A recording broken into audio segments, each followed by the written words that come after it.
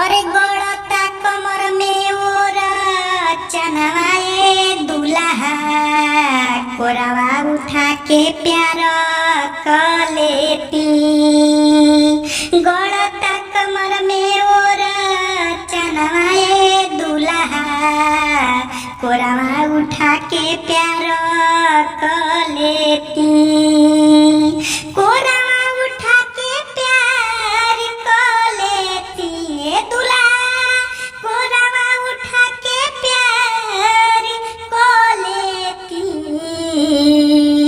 रुइले खान नरम बदनवाए दुल्हा कोरवा उठा के प्यार कलेती।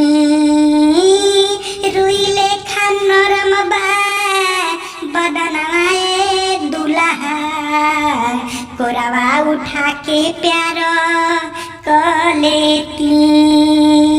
भरता न मन राउर कवन जलेनी जी दाबी के पलनिया में दुख बड़ा देनी जी।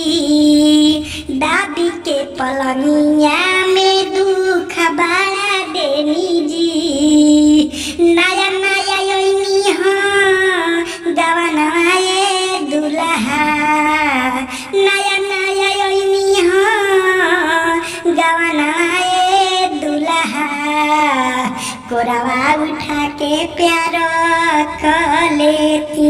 ये दुल्हा रुइले खान नरम बदनवाए दुल्हा कोरवा उठा के प्यार कलेती। ये दुल्हा कोरवा उठा के प्यार कलेती। नमस्कार दोस्तों, जय हिंद। आप लोग कैसे हैं? ये गाना मैंने बहुत मेहनत से बनाया था। आप लोग को कैसा लगा प्लीज़ कमेंट बॉक्स में बताइए और चैनल को भी सब्सक्राइब कीजिए। धन्यवाद दोस्तों।